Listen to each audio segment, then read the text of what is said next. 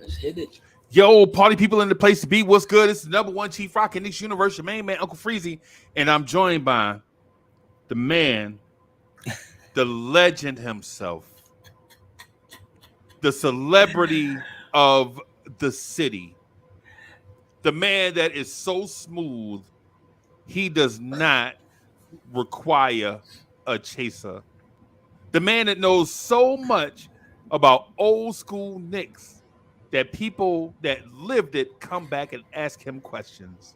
Yeah. The man himself, Anthony D.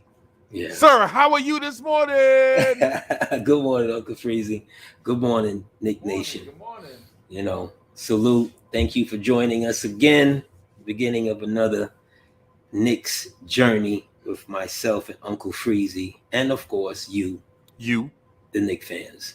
The Knicks fan. And we, Freezie and we go through this thing where we talk a few minutes, but I think before the show, we only chopped it like maybe a minute. And Freezie was like, no, let's go.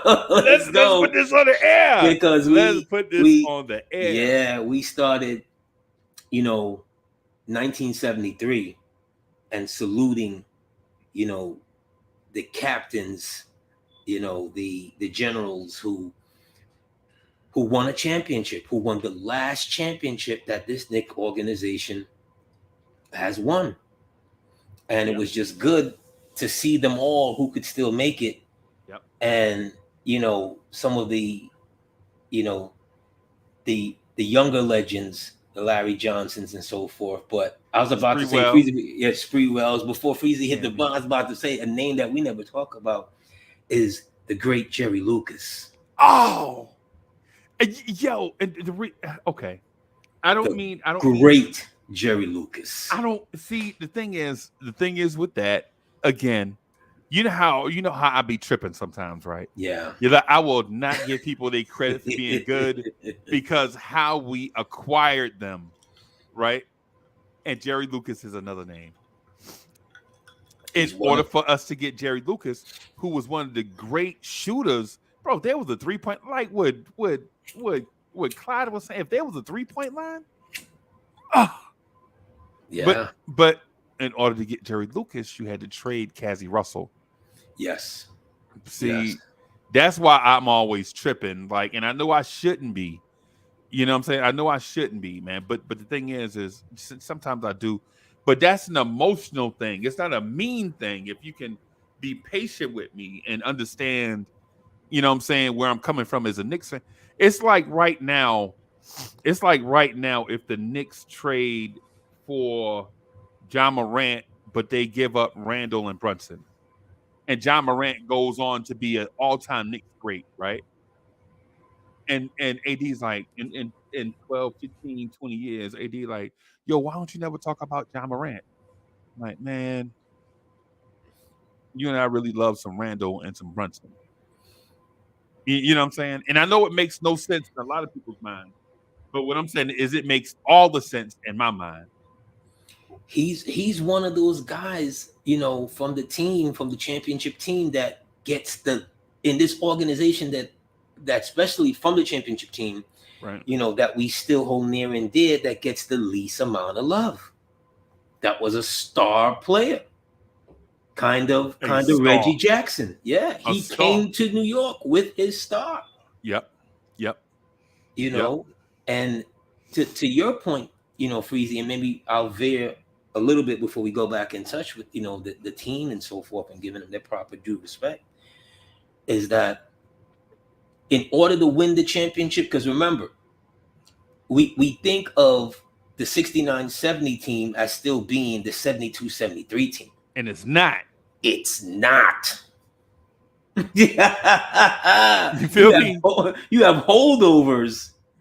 Yeah. What about maybe 5 players, maybe 6. 3? I think they talked about it last night. 6 or something 6 like players that. And maybe 3 starters, right? Maybe 3 and 3 starters. And I'm doing this from memory because I didn't see that part. I'm trying to do it from memory, but yeah.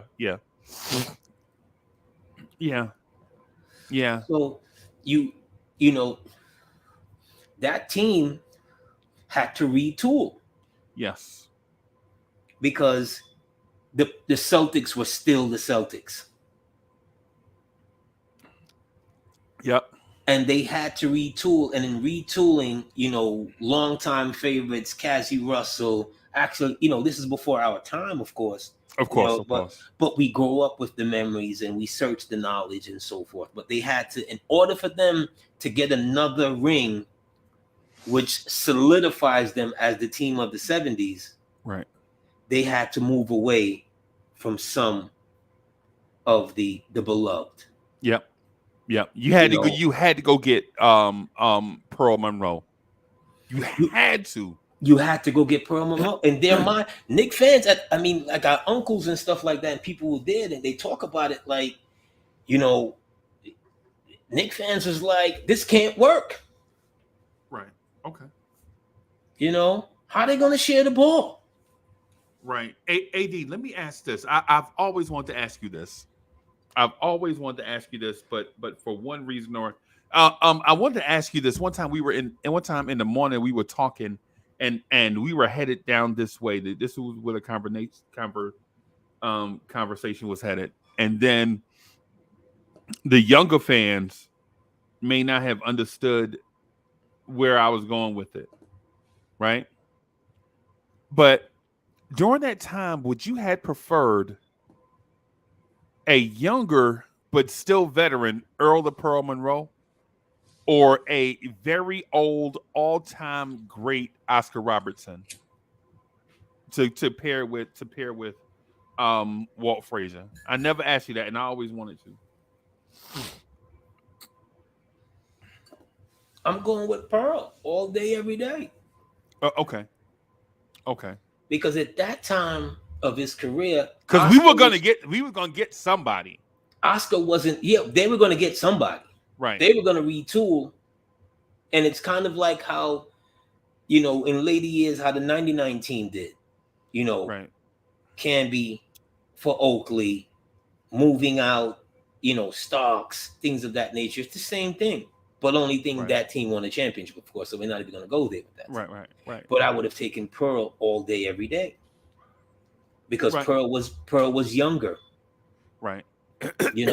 Pearl was younger, and Pearl was, a superstar. That's Black Jesus. But hey, man, Oscar Robertson, bro. But at that time, Oscar had already been in the league like 11 seasons, probably. 12 seasons. Yeah. And in that era of basketball, when you played 11, 12 years, that pretty much was it. Now, and they did win a championship 73-74. He won a championship with Kareem. But it in my mind, it's neither here nor there. It's not like the Bucks wouldn't have won it in 73-74. If we got Oscar Robertson, then the Bucks may have won a championship the next year with Pearl Monroe. Hold on. Is it 73-74 they win their championship, or is it like 70-71? I think it's 70-71. No, sir. I think it's Kareem's second year. They win. Nah, because I think so. We may have to. It's not important because it's but to the point. Pearl comes in, and it's Pearl who has to change his game. Yeah. Or whatever it was discussed when they got him in, or maybe he did this on his own, because Walt talks about it all the time that Walt never changed his game. Okay, Walt was a scoring point guard. Pearl was a super scoring point guard. Okay, so the Bucks. So you're right. The Bucks won it. They beat the Baltimore Bullets in 71. Right. I was thinking it was a couple of years later. Somebody won it in 74, bro. Well, of course. I mean, somebody had to win it, but I think they. But you see what I'm saying? To the point, Pearl comes in, and okay, so the Celtics beat the Bucks in 74. Okay, that's what. Okay, all right. So yeah, so you're right. My bad. I'm sorry. Right, but back again to the point,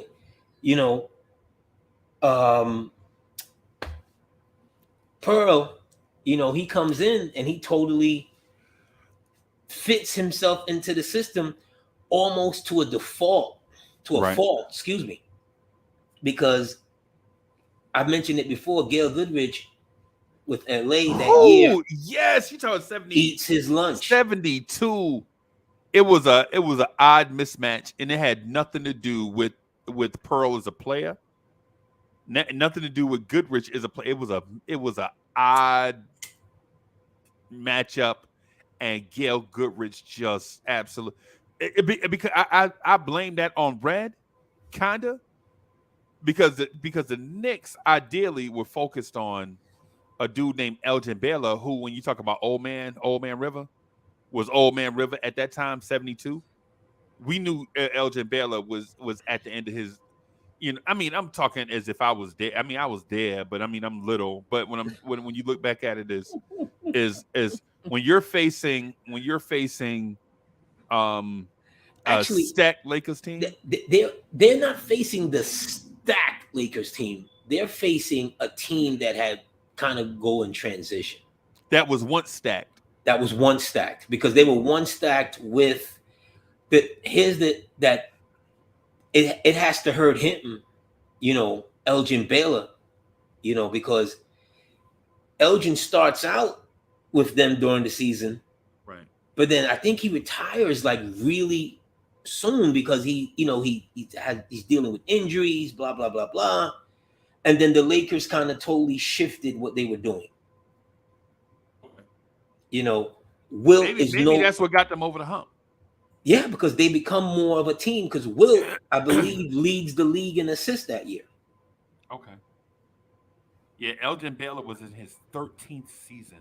Yeah, look at that, 13, and he's washed by 13. Wilt was in his 12th season. And guess who was a point guard on that team? And it just turned my stomach. They had a rookie on that team named Jim Clemens. God damn it, this name keep coming up everywhere. Didn't the Knicks draft Jim Clemens? No! I thought they drafted Clemens. No! The Knicks traded Clyde Frazier for Jim Clemens. Oh, yes. Okay. I know Clemens is the Knicks somewhere. Oh, God. That just ruined my day. Oh, but it's not to ruin the day because we are celebrating the 1973 New York Knickerbockers. Yeah. Phil Jackson, Willis Reed. Yeah. Fallback Baby. Oh, the doctor. Yeah. The actual doctor. Earl the first. Barnett, Yeah. Lucas. That's still the dopest nickname, man. Oh, absolutely. Because if when. I don't think I believe he gave an interview the other day, but like some of his vintage interviews, like from 10 years ago and so forth, and you hear him saying, when I hit that shot, it's fall back, baby. Yeah. Because that's 1970s, 60s lingo right there. Yeah. Everything at the end of everything is baby. Yeah. Or baby, what I mean? Depending on what you was in, who your crew was and what you was into, you had you had variations of the word baby. Yeah. Hey man, every time I hear that name, I think about this song by the Crusaders called "Street Life." Is the only life I know. Street life.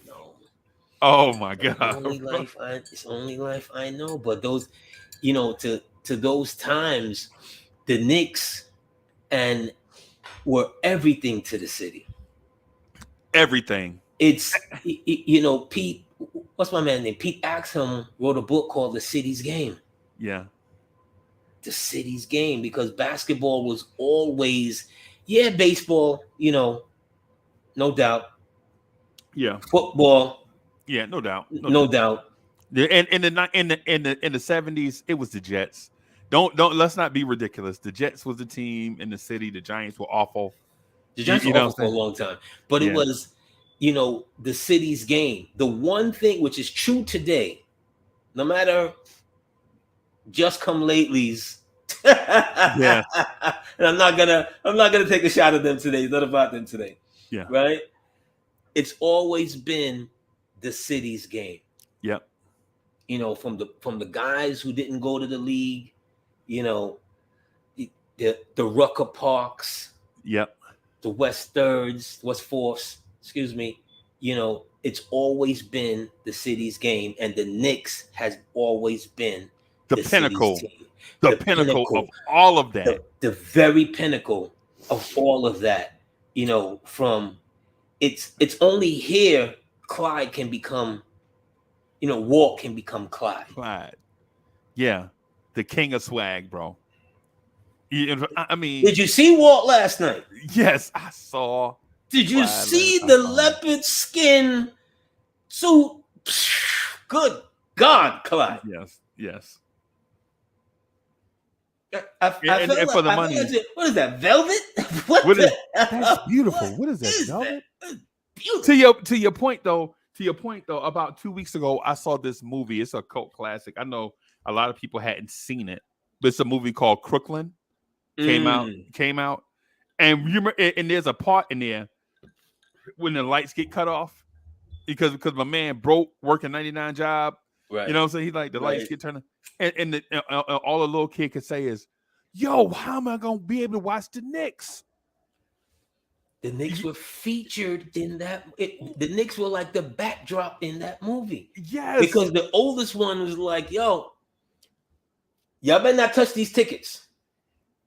They were like posted in a very obvious position in his room. Y'all better not touch these tickets. Okay? Right. Right. Because I'm going to game 7. All right. Bro. And he'd rather go to game 7 than to go see his father's concert. Yeah. And I'm not gonna lie to you. At that time, yes, there was a time in my life where, Mom, Dad, you're gonna have to hold that. Yeah, if I could get into game 7, tape that. Take that recording session. Hey, Pops, no disrespect. We know you're a musician, but you'll always play music. You know what I'm saying? But anyway. In my heart, you always gonna be Stevie Wonder. Yeah. You know what I'm saying? You always gonna be. But Saturday afternoon, yeah. I lived like a similar experience. Shout out to my man Steve. Game 6, 1992. After they lose game 5 against the Bulls in that second round, this is where the Knicks were like knocking on the door, like, here we are.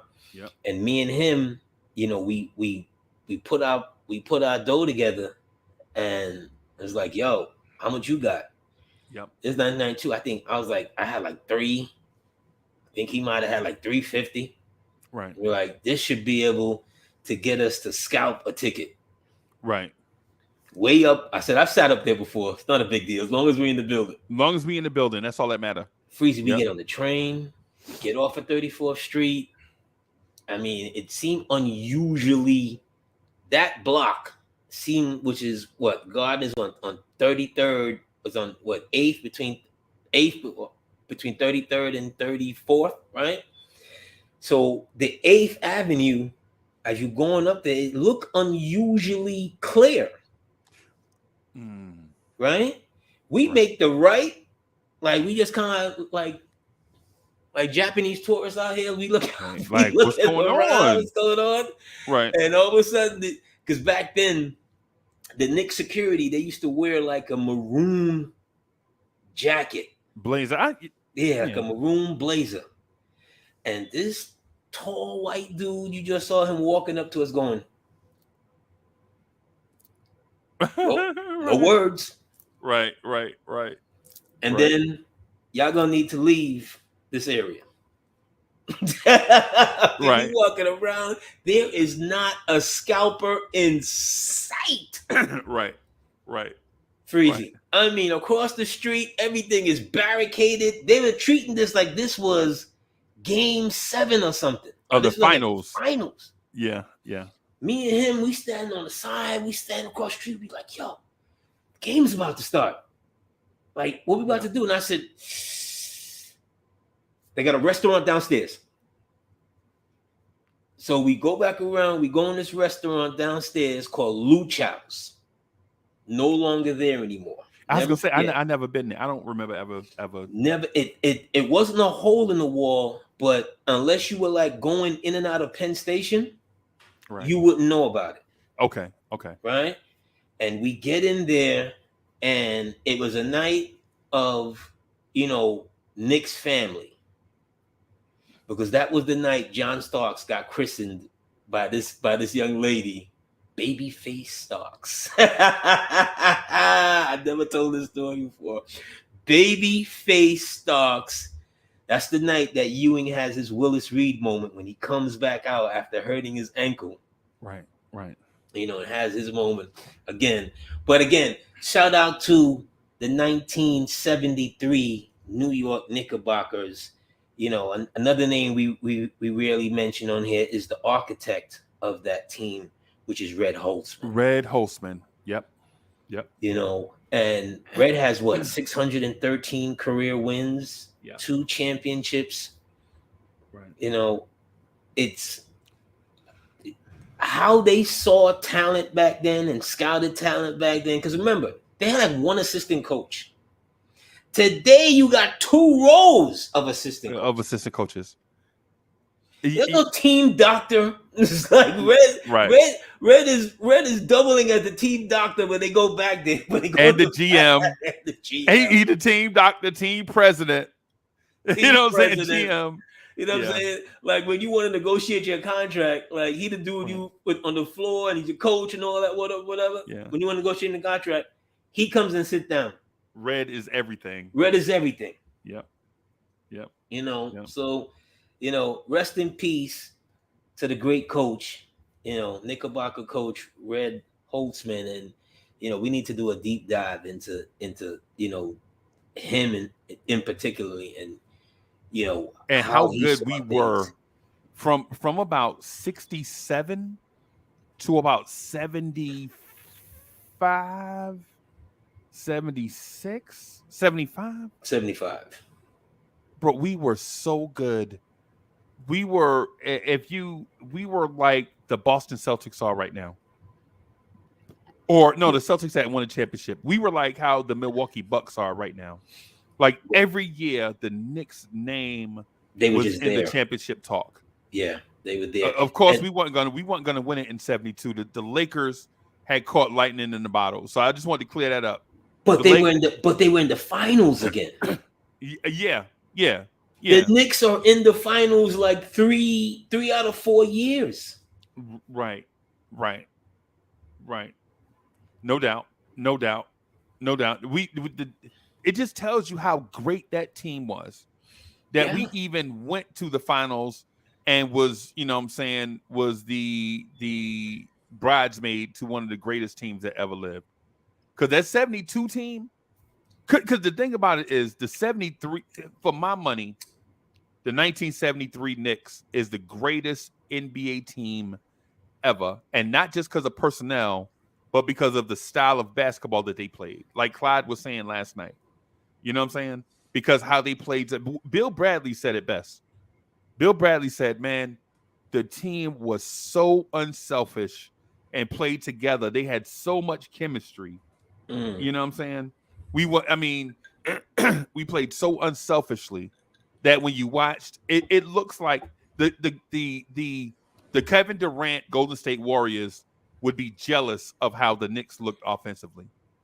Not because we had one guy that was going to score 40 points, but how we had about 8 guys that could score you about 18 points every night, sharing the basketball. You know what I'm saying? And I know that's not 18 points. That ain't nothing, man. Bro, it's something where they would work today. Yeah. They would work. That style of basketball would work today. Not necessarily athletically, right? But that style of basketball, making the extra pass, right?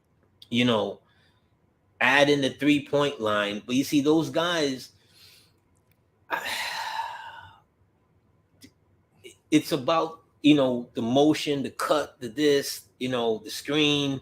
It's about Dave DeBusschere playing like Draymond Green.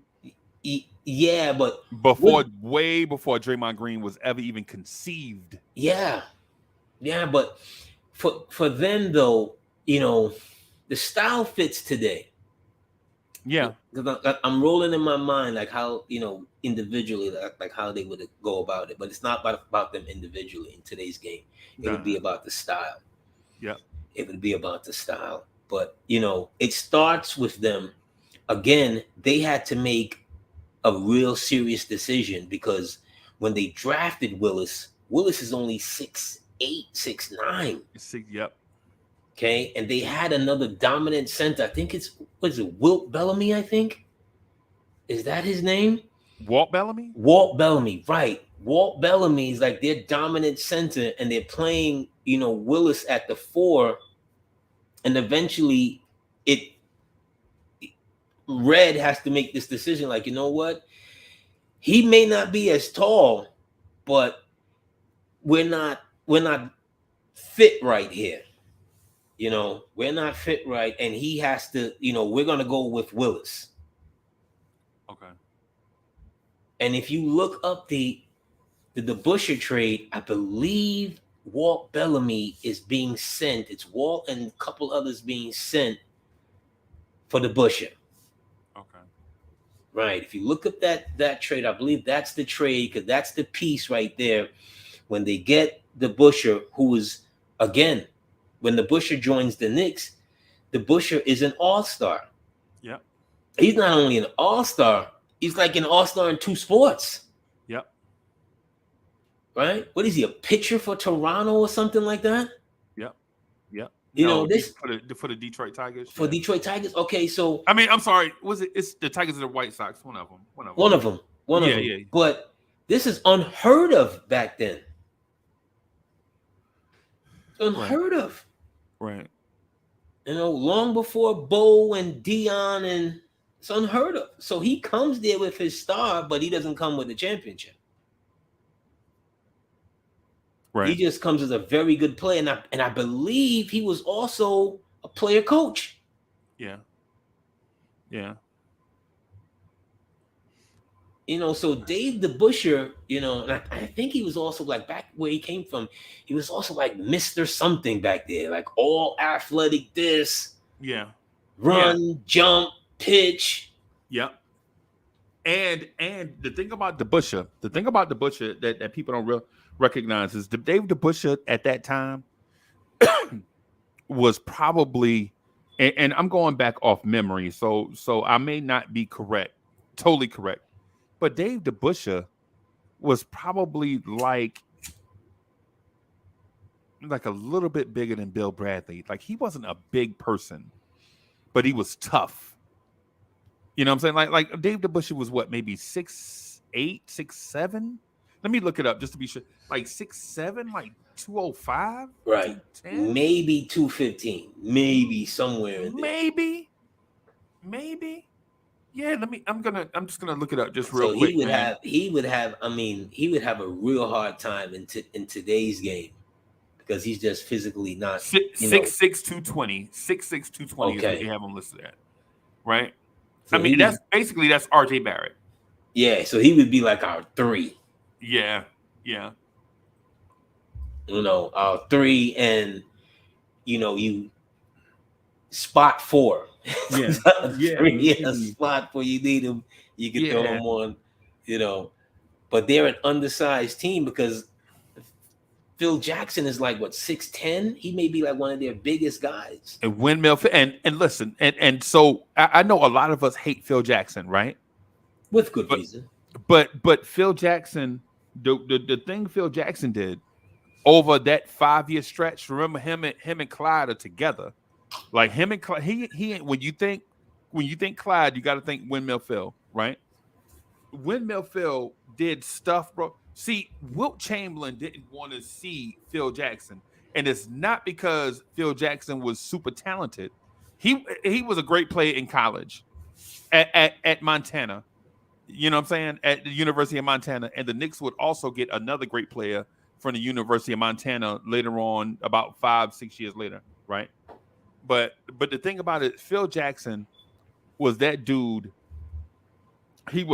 They called him Windmill Phil, not because he could dunk, but when your big came to the rim, it was like he was fighting a windmill. His arms are crazy. Yes, he was like, Yeah, his arms are. yeah, His arms are very long. You know. very. He couldn't Yeah, jump. his shoulders and arms. Like He couldn't. He couldn't jump. You know. Now he wasn't gonna. The dude wasn't going. The dude couldn't jump. But when centers came to the lane, it was like they was fighting a windmill. That's where he get the name from. All arms and legs. It was like. Where do you think the? I'm gonna ask you a question, not to cut you. Where do you think the animosity started with Phil and the Knicks?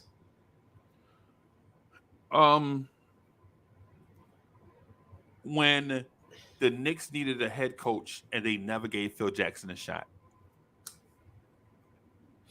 When Phil Jackson was winning championships in CBA, and the Knicks were just cycling through coaches and wouldn't even give him a shot. Never even looked him up. Yep. Right. Same thing. The same thing with Jim Clemens.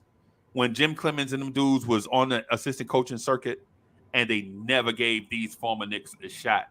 And to be honest with you, there are former Knicks around basketball right now, and the Knicks don't give them a shot to sit on the bench. Okay. That has been our flaw. That has been our undoing over the years. It's to look outside the organization for leadership. Always, but not considering giving. I mean, and we had this conversation about a month ago, like how we went outside the organization to hire leadership instead of not even offering Allen Houston a sniff. Right. And then, because I know maybe he's not qualified, right? But it would have been nice to see the Knicks. The Knicks interviewed Allen Houston, and the Knicks decided to go in a different direction. We didn't get none of that. We just see Allen Houston following Scott Perry. Right. But here's why I asked the question. In later years, he becomes team president. Yep. And he does a half-ass job. Yep. So my thing is this. Here's an organization that you may not have coached, that you had some tremendous battles against as a coach. Right. Right? But your championship pedigree starts here. Yep. Under Red. Under Red. Right. You learn how to coach under Red. Yep. Right?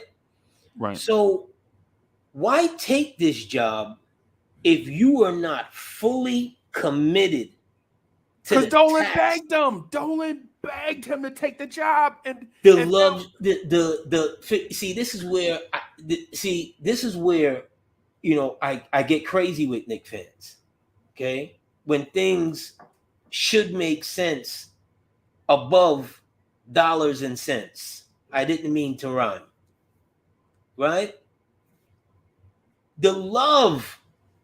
You weren't prepared to take this job because this job is a hoe. You should know that. Okay. He was here on the inside. Yeah. And against us on the outside. Okay. It was not the kind of thing that you could come in and be willy-nilly. Bro. They brought in what's my man name? They brought in Patino, Stu Jackson, Bob Hill, all these dudes, and Phil Jackson is the coach of the Bulls, bro. Come on, man. Come on, bro. I mean, there were so many opportunities. Like I'll give you not to change the subject, right? Not to change the subject, right? But last night would have been. So you got New York Knicks greats on the floor, right? Hold on, Freezie. Is that me or you? Yeah, I got that in my headphones. That might be you, bro. Yeah, that's AD. Is that a phone call?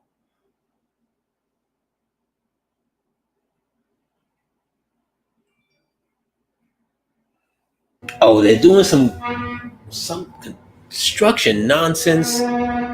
Okay. Okay. All of a sudden, it's just yeah. All of a sudden, we start talking Knicks, and here they come. Here comes Them doggone Brooklyn Nets Stan, fans. Stan, But Stan loud ass Mike. uh, Yeah.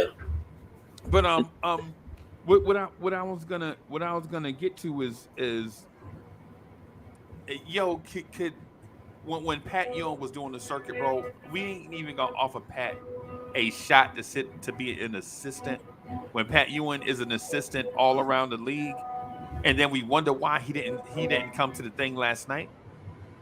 There's something Ooh. there's something to it. Ooh. You, That's a. you, you know what I'm saying? Ooh. And two other conspicuous absences, right? How are we celebrating Sprewell and Houston, and there is no Carmelo Anthony in sight, right? And where is Michael Ray Richardson? Right? Where is Bill Cartwright? Where is Herb? There are a lot of Knicks, a lot of great Knicks. But what happened is it looks like they had the dudes that worked for the Knicks there, Yeah. but not dudes that were outside the family. Like you didn't see dudes outside the family at the game last night. Outside of the Dolan family. Yeah, outside of the Dolan family. Let's get it correct. That's what I'm And getting. That was what I was getting at. and to his discredit, you know, once a Nick can't always be a Nick if you pick and choose If you picking and choosing. who's your family. Right. Right. And yo, and if you Phil Jackson, think about it. You Phil Jackson, you got all of Dolan's money. You tried to be an executive here and it didn't work for one reason or another, whatever reason it didn't work. You know, we hear Phil Jackson was falling asleep. Phil Jackson didn't care. Phil Jackson this, Phil Jackson that. Ultimately, Phil Jackson did win 2 championships here as a player. You know what I'm saying? Yeah, but So did it mean anything to him though? In his afterlife, in his after player life, especially like that's my point. Like especially when he comes back here, does it mean anything besides, you know, a sarcastic comment to a female reporter that asked him about championships or whatever? That might have been his best moment for me, may have because been. he goes, he got 13 rings. What do you know about this? Yeah. And she shut up. Yeah, and he was right. And he was right, but that was it for him. That was like his moment. Whew. Right. And so the question that I ask is Phil Jackson a Knick, a Bull, or a Laker? And in my mind, Phil Jackson is a Laker. You know what I'm saying? That's why when these come back home to be such and such and such, you always ask. You know what I'm saying? Like it's like when Cleveland celebrates Clyde Frazier, Mm-hmm. right? Like every time Clyde go to Cleveland, like they remember the Clyde years in Cleveland. You know what I'm saying? They remember those years, right? The only thing about it is Clyde is a Knick. Like Clyde is super gracious in Cleveland. Like, thank you, Cleveland. I enjoyed my time here. You know, blah, blah, blah. Clyde is always saying the right stuff, right? But in Clyde Hart, you know he a Knick. Because he Clyde. Because he Clyde, right? Right? Right. It's like when oh jeez. But some players, Freezie, some players, when they see the tunnel, like the end of the tunnel, they make a decision, right? For business and for legacy. Right. Because you'll see a guy here in this city in whatever sport, and he's still here 10, 15 years after his career. Right. Like a Bart Scott. Yeah. People like that. He only played here like in the Jets uniform in what, 3 years? 4? Maybe, I think. Maybe. But they're 3 iconic years though. But they were 3, but he gravitated to the city. Right. He gravitated so much that he hasn't left. Right. See what I'm saying? Some players, some people, they can, you know. Derek Harper talks about it all the time. Every time you hear from Derek Harper, the end of every interview, it's, well, if we'd won, I'd still be in New York. Derek Harper make me sick to my stomach, bro. that motherfucker, man. That yo, some dudes, bro. I ain't gonna lie to AD. Listen, man, you know, Derek is bitter. Derek is bitter, and I'm like, Derek, you could have still been here. Like, look, like I said, Bart Scott is here. The other players are still here. Bobby Ojeda, all Keith Hernandez. You know, a lot of guys. Keith Hernandez won an MVP for the Cardinals, bro. Yes. Keith Hernandez played the majority of his prime years with the St. Louis Cardinals. Yes. The only reason why he traded him is because of the trade thing. Him and Dave Parker got taken to court, and the Cardinals had to kind of wash their hands of Keith Hernandez. And the Mets were right there. But he's remembered as a Met. As a Met. Yes. You know, so some guys, it's the choice you make. Right. He backed it with Phil. He's pissed off with them because they don't give him a job or whatever, or at that time. And I remember when the Knicks and them met that first time, that '92 season that we discussed a minute ago. Right. It was Red was talking about Pat. Red was bigging up Pat at the time. Yep. Right? Not him, Phil. And why? Why? And Phil, I'm like, yo, but Phil, you don't. Yes, y'all got the history and the championships and but you not the coach. Pat's the coach. Right. See what I'm saying? So his loyalties, Red at that time, is with the organization. You see what I'm saying? Maybe he's looking at Red and saying, Red, how come you didn't get me this job? AD, I ain't gonna lie to you, bro. Let's look at Phil Jackson before he takes the job over from Doug Collins, because that was a shot in the dark by the Bulls, right? They didn't know Phil Jackson was gonna be Phil Jackson. They just knew that Doug Collins wasn't gonna get them over the hump, right? I think it was a little bit more than that. Yeah, well, I think it was a little bit more than that, because remember, they let go of a coach that won like 53 or 54 games that gets to the Eastern Conference Finals and loses to the Pistons. Yeah, loses. No, but I get that part. But up to that point, what had Phil Jackson showed any NBA team? He had to be, well, it's not the NBA teams, but internally. You see, and this is a lesson to people that in business. Internally, they liked him. He gets along with the players, something. They like him because he's assistant coach. You know, for all of the disrespect that the general manager got at that time, every key move he made in his vision of what building a championship should look like. Right. That's firing Doug Collins, hiring Phil Jackson, not listening to Michael Jordan. Right. So Phil, I'm not giving Jerry Krause credit for that. I'm giving Jerry Krause credit for being lucky. I think the smart thing they did three smart moves. For one, they hired Jim Clemens, who was an excellent assistant coach, a communicator with NBA players, right? A dude that was like, nah, Mike, don't, you know what I'm saying? Mike, nah, we want to do this, but we not trying to be just a dude that could communicate between the coaching staff and the NBA players. Who hired him? Jim Clemens. Who hired him? Who was a Knick. Who hired him? Krause. But I'm going to get to that point, though. I'm going to get to the point why 3 moves equals 1 excellent move. Not 1 move was an excellent move, right? So also they bring in Tex Winter, right? Right? Because Chief Triangle. Right, but because at the time, teams were looking to innovate offensively. I mean, teams were looking to put twin towers together. In Utah, they were picking. You talk about a junk offense.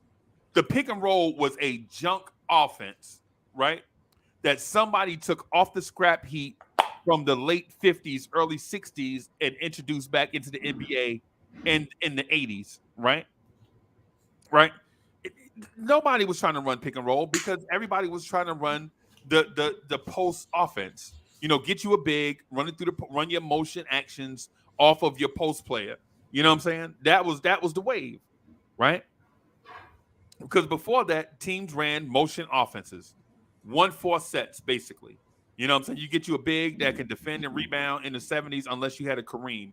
If you had a Kareem, then you ran a post offense. But during the 70s, you don't remember bigs being able to score like that, right? But anyway, you go get Tex Winter, the architect of another junk offense, the triple post. People call it a triangle. Call it what you want, right? They bring in Tex. They bring in Jim Clemens, and then they bring in a Zen master, so to speak, somebody who can make all these things work. They bring in a CEO of a season, and that's what Phil Jackson was. He was the dude that pulled the strings over the course of a season, so a team could be in the right frame of mind at the end of the season, right? That's what Phil Jackson did. Because when you think about Phil Jackson, you don't think about Phil Jackson in game adjustments. He had Jordan, he had Pippen. You don't think like, oh my God, did you see here where he moved Michael Jordan off the ball? Nah, you don't think about none of that stuff. All you think about is Phil Jackson game 1 through 82 being a perfect season manager, and then at the end of a season getting into the playoffs, his teams were always fresh, right? Always fresh going into the playoffs, and then they would upset teams. Because before that, Doug Collins ran Michael Jordan and Scottie Pippen and all them dudes into the ground like a mule. The playoffs come, Mike is absolutely wore out by the time the playoffs get here from carrying the team by himself for 82 games. Well, you're washing over a couple of things here, Freezie. Okay. And I think you didn't give Jerry Krause enough credit. Because the owner knows nothing. He knows absolutely nothing about basketball. Right. But the owner trusts his underboss. Right. Which is Krause. And Krause is the one that makes these maneuvers. Okay. See what I'm saying? Krause puts everything in motion. Right. He may not have a relationship with Tex Winter, but he trusts Phil's judgment enough to bring on Tex Winter. Right. Yep. See what I'm saying? But the together. Pieces, together. And the pieces and the Clemens and this and the that. And one other thing. Phil made, whatever the triangle is, it's his. Okay. Whatever that triangle, triple post offense, whatever, it's his. Whatever it is. Yeah. Right? Yeah. But what he's better than a lot of these people is he knows how to connect with egos. Manage personnel. Manage personalities. Right. That's his. Any great coach who's won multiple championships, I'm not going to say that anybody can win one, but anyone who's won multiple championships, okay, you have to get your stars in line, keep them happy, challenge them. It's a revolving cycle. You need a carrot, right? Like when Riley stands there at the end of one championship and promises we're going to do it again next year. You know who he did that to? You know who he did that? I heard a story. Somebody told me that one time. They were like, the reason why Pat Riley did that is to send a message to management and to the players that we got to keep this thing together. Because the Lakers were like, Cap is old. You know what I'm saying? Some of these guys we got, some of these dudes are kind of older. Next year we're going to do it again. And so now it's kind of like, not a message to the fans. Like the three-peat message wasn't to the fans. The message was like to ownership, to leadership, like, don't mess with this thing because it's hard winning championships. Don't tinker with this thing in the offseason and mess around and mess this thing up. You know what I'm saying? It's the same thing that Red Auerbach used to say in the 60s. Like, and I wasn't there in the 60s, right? You know what I'm saying? I'm hearing all this stuff based on interviews and all that stuff, right? Or with the thing is with Red Auerbach and with what's the point guard they used to have? The dude that retired in 65, 64, 65. Who's that? Dick McGuire? No, from the city. He from the city. He from New York. He from Brooklyn. I think They point guard from Brooklyn. Chat, y'all tell me. Yeah, I see his face. I can't remember his name. Okay. Not, excuse me, not Havlicek. The other dude, the point guard from the city. He basically. That plays with Boston. Yeah. Oh, He from Brooklyn. Yeah, he's from. Oh my God. I think he's from a place like Williamsburg or something. Yeah, his name is skipping me. But Cousy. Bob Cousy. Bob Cousy. Right. Bob Cousy, right? The Celtics were he Bob went to Cousy. Holy Cross, right? I think so. Yeah. But Bob Cousy was the Celtics he was the Celtics All-Star, right? But they kept losing. They couldn't win a championship with just Bob Cousy. They had to get Bill Russell. So they get Russell, but it's still Cousy team. And Red Auerbach is saying to these guys like, "Hey, Cousy, listen, we can't win. We can score 1,000,000 points a game, but we got to have Russell. We got to have some type of defense." You know what I'm saying? He changes the game. But what he did, he kept in case people don't know, race was kind of contentious in certain cities back then, like Boston, like New York. So when you come in like in the late 50s, when your star is a certain race, and then you bring in another. So anyway, what it is Red Auerbach kept a perfect balance of enough Cousy and just enough of Russell and all these type of things to keep a balance, like keep preaching a certain message and these type of things, right? So ultimately what I'm getting at is what you say publicly means a lot. You know what I'm saying? Like what Red was saying during that time, the same thing that Pat Riley said. And Phil Jackson, for those that don't know, Phil, they were talking about breaking up the Bulls as far back as 96. Yeah. You know what I'm saying? Yeah. And 97. Right before they go on that second three-peat. Right. Because he's not, remember, he retires. Misses the season, come back, they lose to Orlando, whatever. And I think that's the 96-97 season when they retool. Right. And Phil Jackson says this thing. Phil Jackson says this thing. We're going to go on one last dance. We're not going out like that. We're going to go on one last dance. I think they did that for like 3 years in a row. Yeah, I know. That's the point. 70. What they won 72. They would have won back-to-back 70-game seasons if the Knicks didn't beat them on the last game of the season. Yeah. I remember that they come in 69. What's the record? 69 and 13 or something like that. Something crazy. And that second team is not like they literally could have won back-to-back 70 games. Right. And the Knicks beat them that last game of the season, one of their low highlights that a lot of people of that season. That was a good team.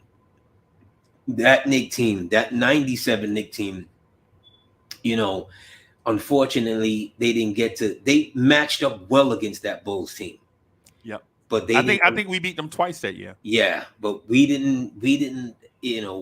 Of course, we run into Miami and. Charlie Ward decides to throw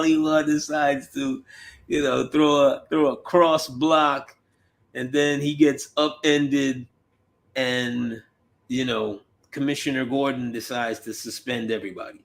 Yep. And the thing is, I really want to speak to that team that you're mentioning. That team was scrappy, but it was. That team was only built for Cuban links. That's all I'm going to say about that, man. Here's what that team had. Okay, it was transitioning from the Mason brute force Oakley brute force type of deal, and they were trying to add some more offense. Right. Which is why they go out and get Allen Houston, Chris Childs, and Larry Johnson. Yep. Remember you're right. Remember, they all had a press conference. Yep. And in that same offseason, they re-upped Ewing a new 4-year contract. Yep.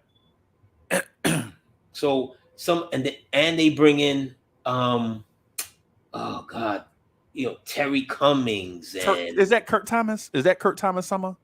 I think Kurt Thomas coming from the Phoenix Suns. I think Kurt Thomas might have been Kurt Thomas might have been that year or the year after. 97. Right, like the year after. But they bring in him. They bring in what's the big man from Dallas? James Donaldson. Yeah, James Donaldson was Brock Williams. Yeah.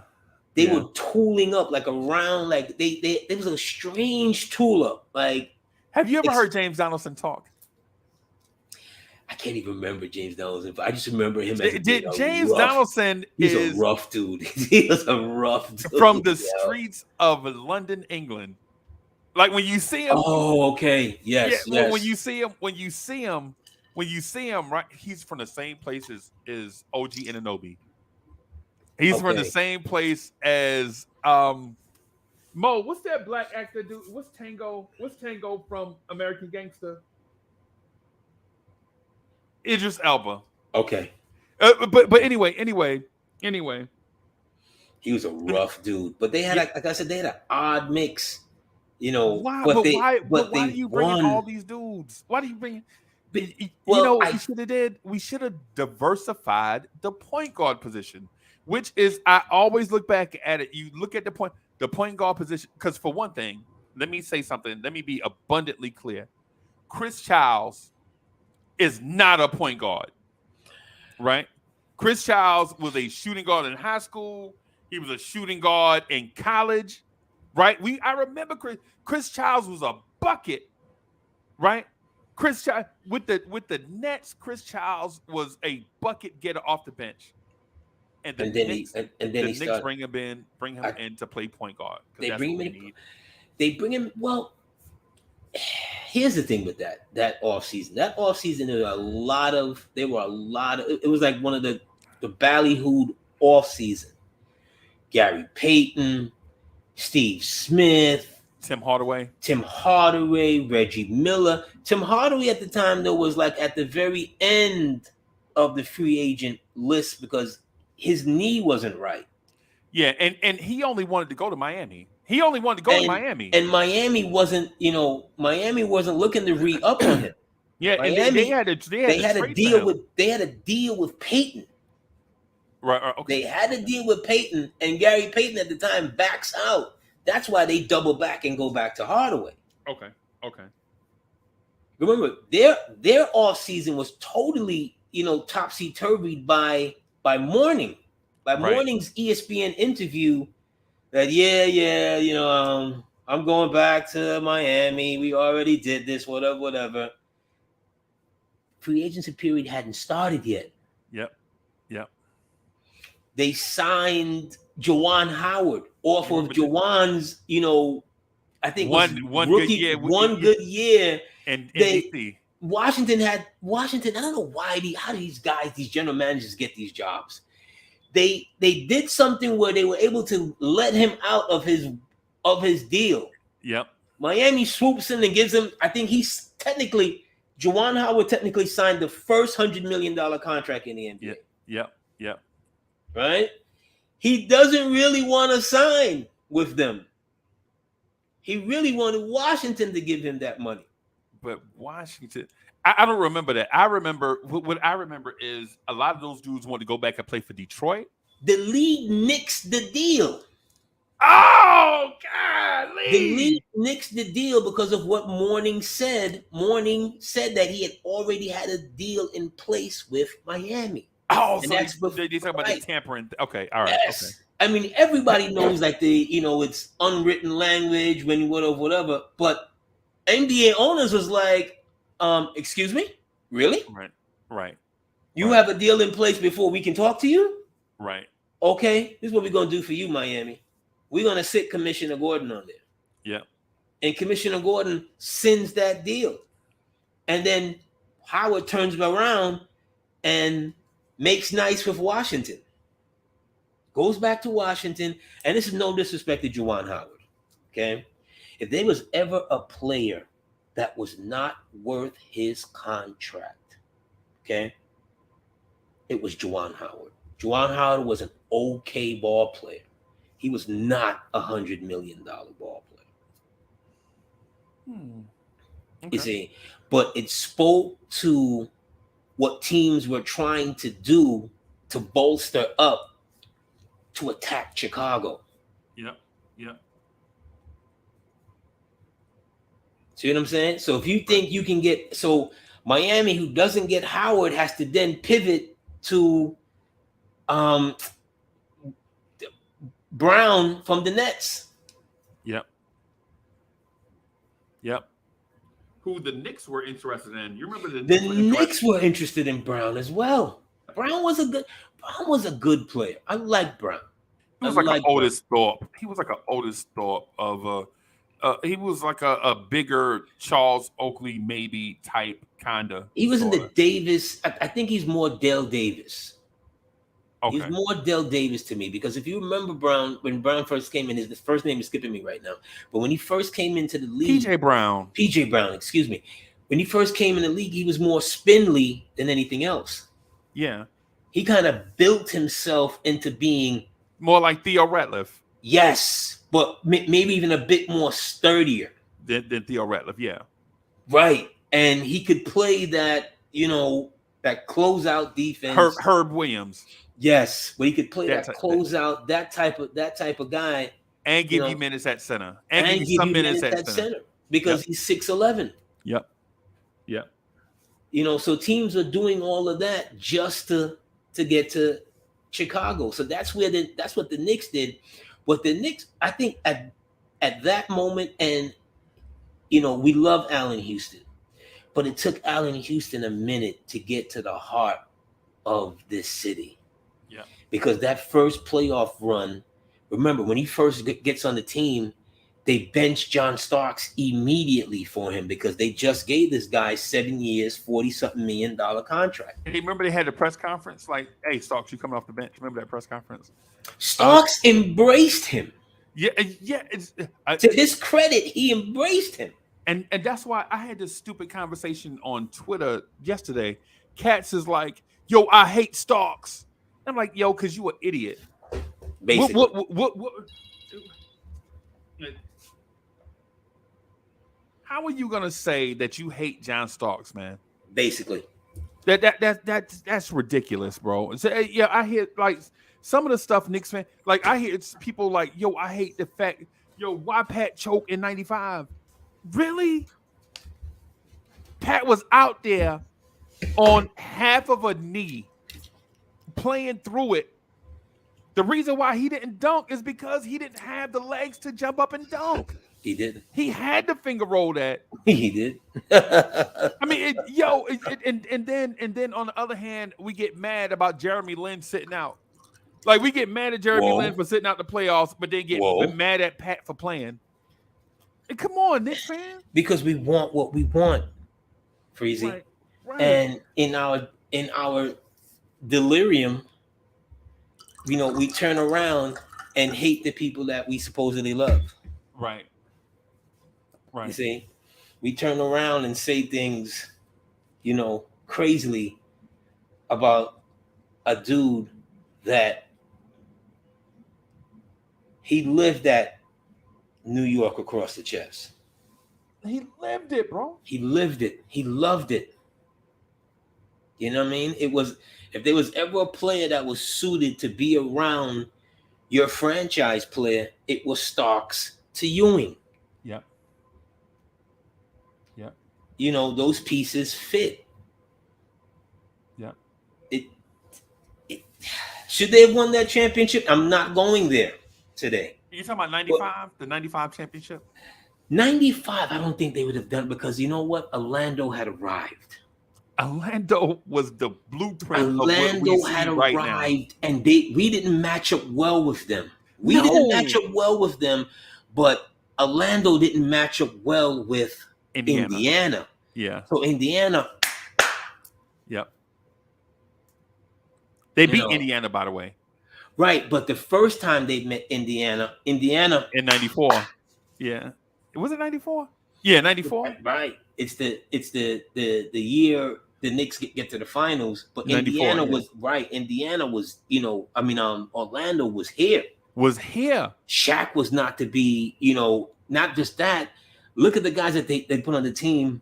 It's Penny, it's Grant, It's Penny in '93. Grant, Horace Grant, 2 Yep. years late to what Grant gets there in what, 96, 97, something like that. Yeah, Grant gets there. yeah. No, does he get there 96, 97? Whenever Rodman got to the Bulls, that's when Horace Grant went to the Right.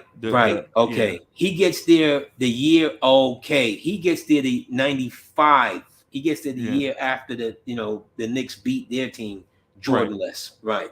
Right. And they just kept building. Yeah. They built that team perfectly too. Right? Because it starts in '89, they get Nick Anderson. In '90, they get Dennis Scott. Right. They're big. They're guards. The only difference that we had in comparison to them is that we had Charles Smith at the 3. Yeah, right. But they got D. Scott at the 3. Yeah. It's not a good matchup. Right. It's not a good matchup at all. You can't. No. For one, you can't double team Shaq under no circumstances. And you have to triple team Shaq.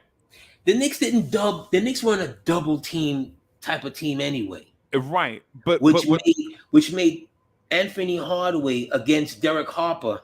Come on.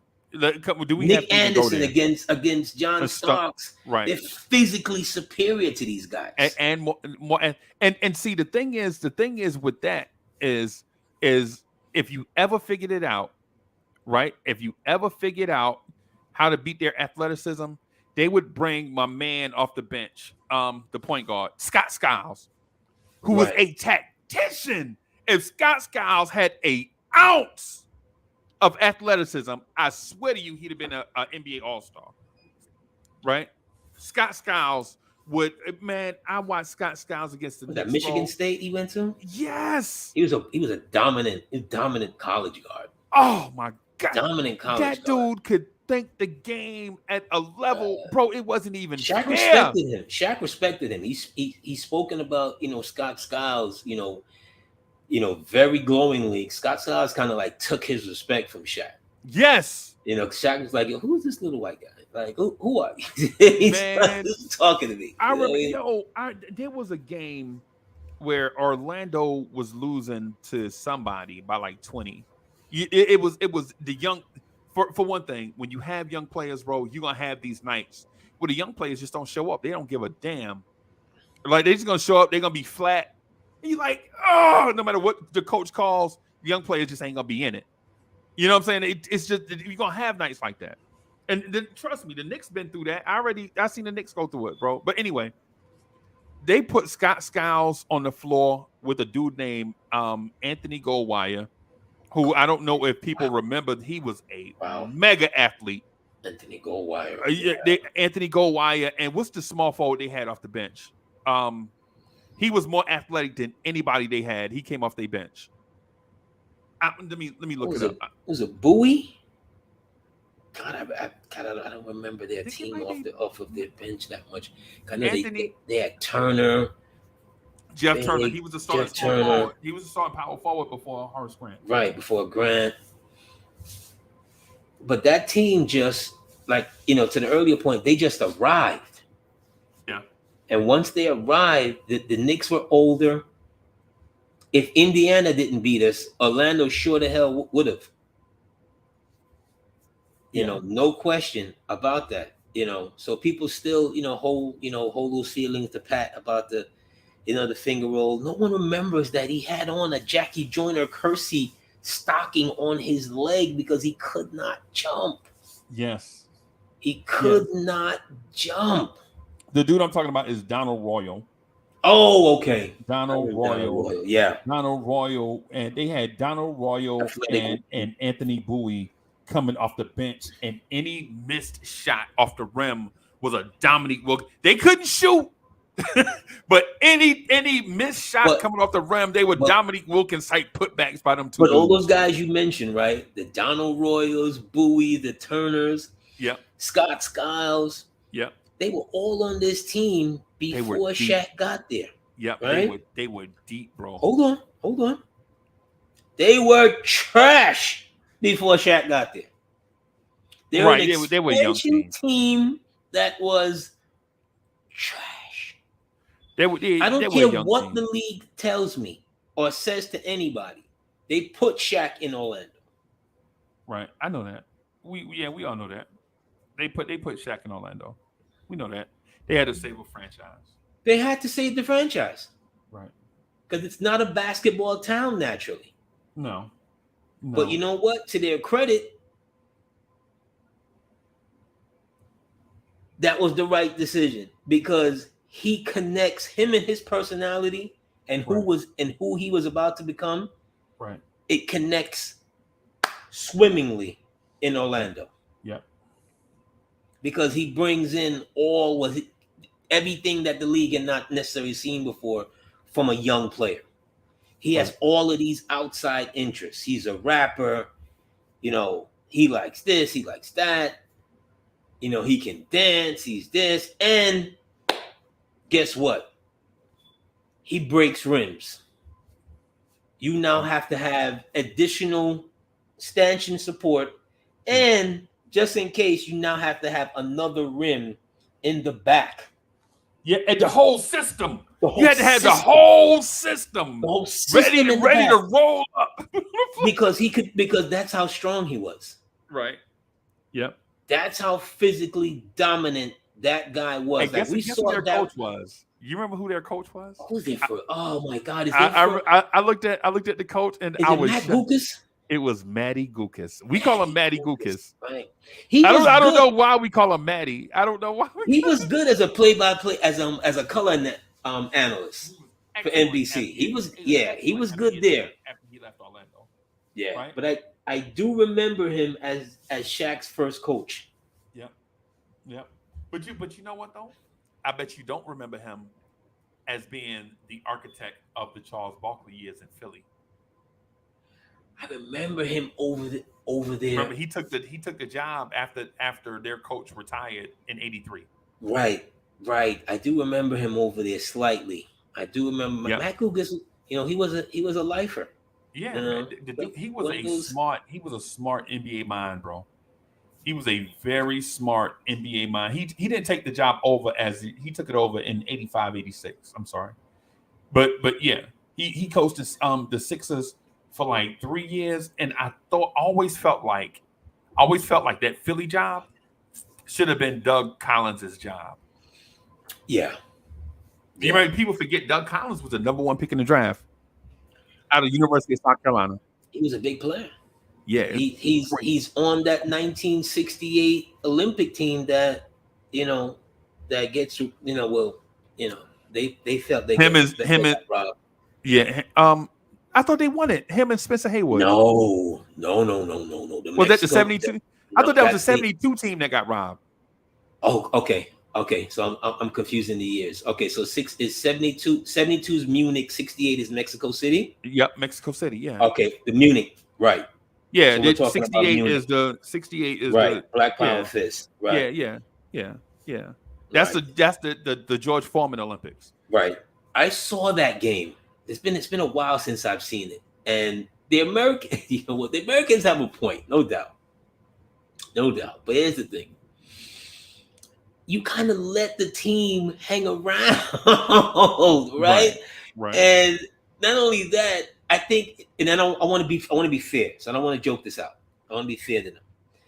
Whatever happened, the team thinks they won the game. They leave the floor, right? Right. Yep. Some international official says the game is not over. They're protesting. They're calling them back. They're not together as a team. And the mindset ready to win. Yeah. Right. Yeah. They're kind of still pissed off that they're back out here. They thought the game was over. Right. Their inbounds play, they have like 6'5", 6'6" guys guarding the Russians like 6'9", 6'10", big. Right. He catches with like baseball mitts of hands. Yeah. And he scores over two guys. Yep. And the game is over. But they were still kind of protesting what had already happened. Just to be fair. And then, I was a little kid at that time and so forth. So my memories and such are of as an adult and watching it and so Some forth. of it is revisionist. I'm not gonna lie to you. So I don't want anyone to call me anti this, anti that, or whatever. But sport, whatever. But it makes a good conversation because those guys have never picked up their medals. Right. Yep. They get called every 4 years. As long as they're alive, them and their family members, the Olympic Committee, they call them every 4 years to see if they would like to pick up their medals. Because the medals are in a vault somewhere over in Athens or something like that. Yeah. Just waiting to be picked up. Waiting to be picked up. And, the American team has stood strong that, they stood in solidarity all these years later. But do you know what the key to that is? Is that 72 team? They were not playing Russia. They were playing the Soviet Union, which people don't understand. At the time, the Soviet Union, like all the countries now around it, like where Luka is from and all those places. You were gonna represent the Soviet Union. Yes. that area was talented. Man. Yeah. Yes. You know what I'm saying? I don't want to just imply that what I'm saying that a country just showed up and the referees just jobbed the USA because they didn't. That team was good. We lost. Now did we get robbed? Yes. Right? Should we have protested? Yes. Was the Olympics were the Olympics corrupt? Yes. Still corrupt to this day. Because when you watch how Roy Jones Jr. lost in 1988, when he beat a man to death and they gave it to the guy. Wow. You know what I'm saying? I mean, even his opponent raised his hand. Yes. Even his opponent was like, right now he won. He beat me to death. Right. When you watch who else? Somebody lost in 84. Was it Meldrick Taylor? Nobody. Was it Meldrick Taylor? Huh? Nobody lost in 80. Oh, no. I'm sorry. Holyfield lost in 84, right? Holyfield lost in 84. Yeah, I mean, come on, bro. Well, Holyfield lost in 84 because they, here's the thing. Everybody, gets their uppings. The Olympics in 84 is in Los Angeles. Yeah. The American boxing team doesn't have to face, which technically was the number one boxing team, which was the Cubans. Yes. The American boxing team, although very talented, very good, right? We're talking about they wouldn't have won Kennedy, the Holyfield, Taylor, Whitaker, Terrell Biggs. I'm very into. There's a couple more names that I'm missing, but Mike Tyson. Tyson's lost not on. Not Tyson. He loses to Tillman. Yeah, Henry Tillman. Henry Tillman is the gold medal heavyweight. Yep. Biggs is the super heavyweight. Yeah. And so forth and so forth. Tillman, who has a heavyweight career, but he was good. He was a good pro. He was, but his claim to fame is he stopped Mike Tyson at the amateur Olympics box office. I remember that Saturday afternoon, right? Because Tyson was the favorite, to go to the Olympics. But his style, to talk about amateur boxing for a second, Tyson's style was meant for professional, because amateur boxing, especially at that time, they had the white patches on the fingers of the gloves. I know, yeah.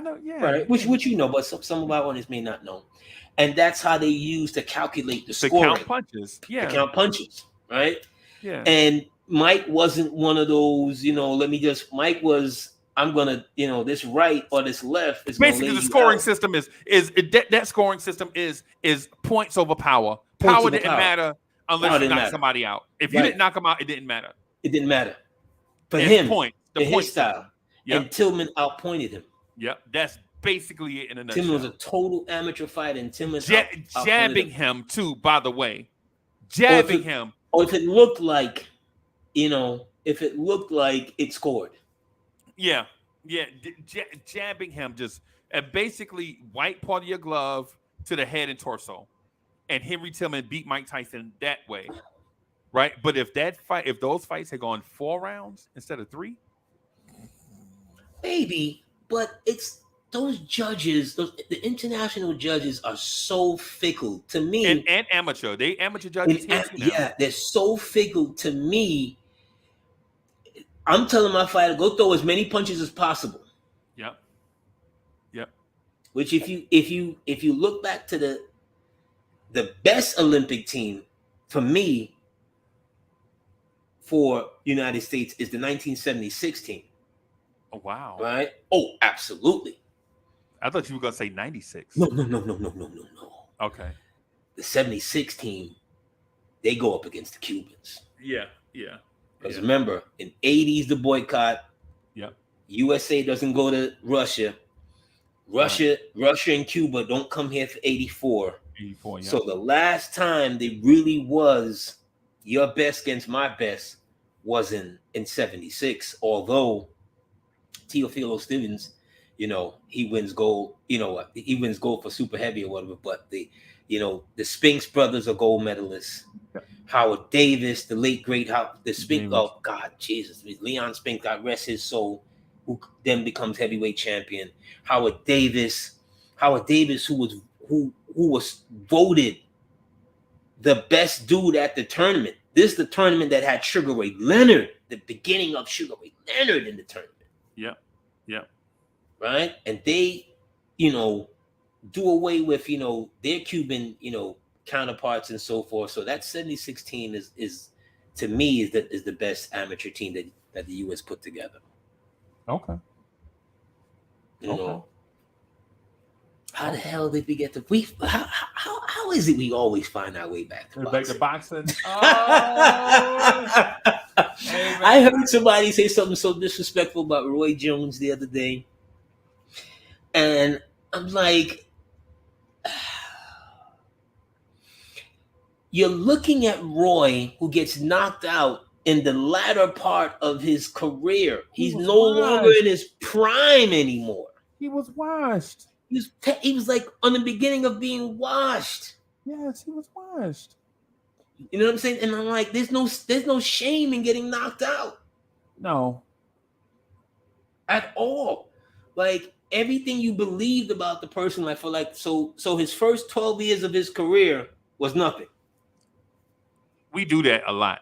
We do that, bro. We will do that. So all these virtuosos that he's dropping meant nothing.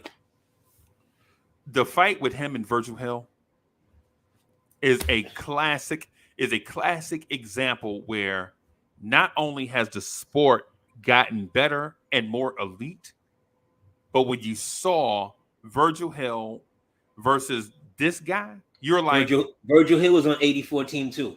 Yep.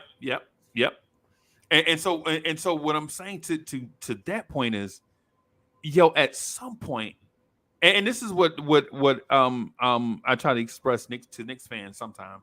Sometimes, man, you're in the midst of watching greatness and you have to recognize it in the moment. You know what I'm saying? When you're watching, sometimes when you're watching greatness, you have to recognize greatness in the moment. Sometimes it's like poetry in motion, right? Like with me, I never saw Ali in his prime, right? And it's one of the things that unfortunately, me being, basically, bro, I was born a generation too late. You born when you born. Yeah. So I never got to see the poetry in motion live. Like when I was watching it, I didn't know what I was looking at. You know what I'm saying? In the 70s, I didn't know what I was looking at. You know what I'm saying? But when you watch, I did get a chance to, just real quick, I did get a chance to see Sugar Ray Leonard, Marvin Hagler, Mike Tyson's in their primes around 80. You know what I'm saying? Like Hagler, Durant, Hearns, Sugar Ray, Benitez. Benitez is a dude probably if he's born a generation. No, No, he's at the right time. Because remember, you know, that documentary that came out in the beginning of the pandemic, the what do they call it? The four something the something about the four, yeah, the 80s and the four whatever. yeah, They left out a couple of guys, but one guy they could have definitely put in there was Benitez, because Benitez also fought them all, yes, except for Hagler. yeah, He beats Duran.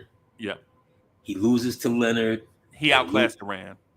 yes, but he caught Duran, and I hate making excuses for Duran, but I believe he'd have beat. I think his style would have beaten Duran even if they had met earlier. No, Even if they had met earlier, because no. yeah, because I'll say this: Duran, not that he ducked anybody or his management inducted anybody and so forth, but Benitez is world champion, and I've made this point before, and I'll continue to make it again.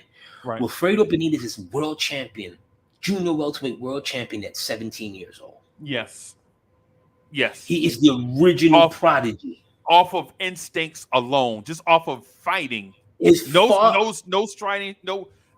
Benitez, not to cut you off, right? Mm-hmm. Benitez, to me, is in the top 4 of natural fighters to have that we've seen from an era. I'm not talking about nutrition or training camp or strategy or opponents. I'm talking about just off of flat out instincts alone, right? One of the best pound for pound fighters to have ever done it, right? I mean, or from that era. I ain't gonna say because I don't from that era. Yeah. From that era, right? Now, when you're talking, because to me, Hagler, who I love, who's my favorite boxer of all time, did not have the natural instincts and skills of a Benitez, but Hagler had training camp and a desire to win and toughness beyond what we see even now. Yeah. Right? I saw Hagler get hit by Hearns one time and it should have stopped the fight. Hearns hit Hagler so hard. He broke his hand. He hit him so hard he broke his hand. That Hagler was like, oh, snap. And no lie. He hit Hagler so hard that Hagler, in that moment that he got hit, he was like, yo, I got to get him out of here right now because I got to get him out of here right now. Well, Hearns cut him. Yeah. Hearns cut him over here. Yep. Somewhere in between the eyebrow. But you saw a switch flipped. Because Hagler spoke on it. He said, well, they're not going to take this from me. You're right. They're not going to take this from me. And he goes back in like he saw red meat. Yes. Yeah, he goes back in like he saw red meat. Salute, Rel. Salute, homeboy. Yeah. You know, and sometimes we get lost in the conversation. We forget when cats are rolling in and out. Yeah, you know man. Hey, salute to the chat, man. My bad. Absolutely. Kerry Cox, salute to the chat. But bro, but how often do you see people flip that switch though? In boxing, how often do you see a guy get either hit or cut? Well, I was reminded about it yesterday in the great Sugar Ray Robinson against this cat from England named Turpin. And he lost to Turpin the first time. He loses the title and he goes back to there, and Turpin cuts him open, and he's losing the fight, and the ref tells him, yo, Ray, I'm gonna give you one more round. Out of the respect, because he's Sugar Ray Robinson, and who is arguably and thought of as the greatest pound for pound fighter we've ever seen. Ever. Right? Ever exist. I didn't see him, but he's ever to have existed. If you've watched, because I watch a lot of boxing films. Me too. No, I'm talking about yeah. I got you. He can knock you dead with either hand. Right. From any angle. Yep. He's knocked a man dead. He had a premonition he was going to knock a man dead. And then went forth and knocked him dead. Yep. Right? So that's the kind of fighter he was. And he goes out, I think it's in the, what is it, 9th round or something like that. And he puts Turpin to sleep. Yep. Yep. See what I'm saying? So I've seen that, because boxing, for some particular reason, it brings out the very essence of animalism in man, Right. that there's no hiding there. You see what I'm saying? It's you and him. Yep. And no matter how great the dancing boxer, because there's a difference between the Muhammad Ali movement boxers and those who can just stand right there and box and counterpunch. Like Ron Lau, Right. Ernie that Shavers, can Kid box Norton. and counter. Those are brawlers. But I'm talking about guys that, like a Roberto Duran. Oh, He's you not talking a counterpunch like Alexis Arguello. Yeah. Right. They're not movement boxers, but they're not brawlers. Right. They're Right. counterpunchers that can Right. stay there in the cut, and at some point in time, as Mike Tyson would say, everybody got a plan until they get hit. Yes. You're gonna have to get hit in boxing. There's just no way around that. Right. You know what I'm saying? The greatest defender you want, there's just no way around that. Pacquiao, Mayweather, 10 years past its prime. When they meet at some point in time, Pacquiao has a torn rotator cuff or whatever. Oh, but he ain't got no torn nothing. That man was whatever. off the juice. Yes. And Mayweather bust his ass. But that man was off that. He was off that shit, and Mayweather bust his ass. Okay, I'll give you that. I'll even go there with you, right? With that, to a certain extent, because I don't want to take anything away from his greatness in his era. He was. I ain't giving Pacquiao nothing. Okay, I mean, just like I'm not. What's the Mexican fighter? The dude fighting now. He made for great entertainment, though, Freezie. Yeah, if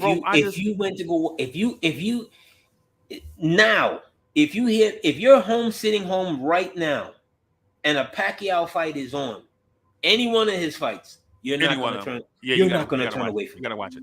But my thing is, bro. My thing is, I just can't deal with like if you ain't cheating, you ain't trying. I understand that, right? But when you start, like for instance, how are we saying Bonds can't be in the Hall of Fame, but Pacquiao is getting all these accolades? I've never said that. No. I'm just saying it's a general conversation. Because Bonds is a Hall of Famer. In my mind also, because I am one who played baseball and have boxed, and I understand the hardest two things in professional sports is to get hit and not fall down, and hit a 95-mile-per-hour fastball, right? Like any Joe Blow can get hot shooting a basketball. In my mind, it's why. Yes. It's why when you look at the greats who have played the game, all of them look different. Whether they're 6 foot or 7 foot, right. Whether they black or white, whether they American or international, the thing is diverse, right? My thing is with boxing, if you give somebody a physical advantage, an unnatural physical advantage, it's not fair. It's like fighting a robot. You know what I'm saying? But boxing has a history of that, though, Freezie. I know, like Aaron Pryor. Whoa. Yep. Whoa. Yep. Whoa. Yep. Whoa. Yep. Whoa. Yep. Let's be careful now. Now. Like Aaron Pryor. That's the Hawk. Aaron Pryor. Cincinnati Hawk.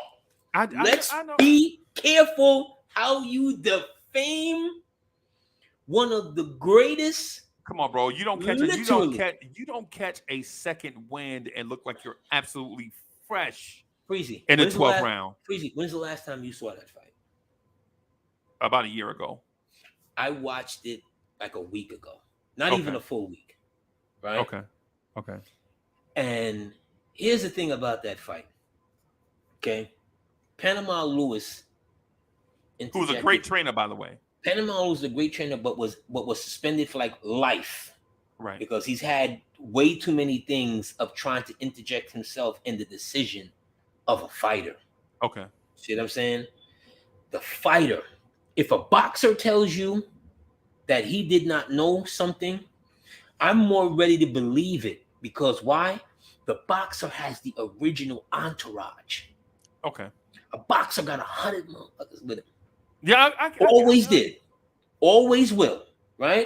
Okay. That particular fight with Alexis Arguello in Florida, he didn't need his manager to put himself in there, whether he gave him something for diarrhea, which was the explanation. Now, in boxing rules, the only thing you're supposed to have in the corner, liquid-wise, is water. Right. Yep. Okay. I'm inquisitive to know that back in the days, cats would have nails in their gloves. Yep. Your cornerman would keep a blade in the corner. Why? If your eyes swole up, like in Rocky, they would slit your eyes so you can see to go back out there. Yeah. Panama Lewis did not need to put himself in that fight to take away any of Aaron Pryor's greatness. Correct. And if you didn't believe what happened in the first fight, nowadays they use cold compress to get down blood clots around the eye. But if you didn't believe what happened in the first fight, please take a look at the second fight. I understand where you go. He beat the hell out of Alexis Arguello in the second fight. But the Alexis Arguello second fight was a strategic thing. You saw Alexis Arguello come out with a totally different strategy and then acquiesce back to what he did naturally was punch, counter punch, and be slick. You know what I'm saying? His style of fighting could not beat Aaron Pryor. Aaron Pryor, they call him the Hawk, but it wasn't. Aaron Pryor came out with a ridiculous human energy that's unsustainable. But he's been doing that his entire career. It wasn't new. If you see him against Cervantes, right? If you see him against Cervantes, Antonio Cervantes drops Aaron Pryor. Aaron Pryor gets up, and while he's in the corner, while the ref is giving him the standing 8, he's ready. He is winding up his hand. He goes out there 10 seconds later and knocks Antonio Cervantes dead. All right, so okay, so the thing with Cervantes is this. I saw that fight. Maybe it was about like 10 years ago, if I remember it correctly. Right? If I remember it correctly, you need to watch it again. We need to have a boxing night for real. What I'm gonna say to you, it's though, long overdue. Very long overdue. It's very long overdue. But the thing about Cervantes is he catches Aaron Pryor. Right, it's not like he sized him up and did all these things and strategically worked him to the place and wore him down. Aaron Pryor is he catches him, and everybody gets caught. If you ever boxed, if you ever fought, everybody like there is no human being walking the planet of the earth ever that says that they were ever in a fight in a fight can say that they never been caught. Right, it happens. I saw Muhammad Ali get caught by Ken Norton, and I was like, "Ooh, yeah." I saw George Foreman get caught by Ron Lau. I was like, this man should not be alive. That fight right there is just ridiculous. The Ron Lau, I didn't, because obviously, that fight happened when I'm a little kid. So, right.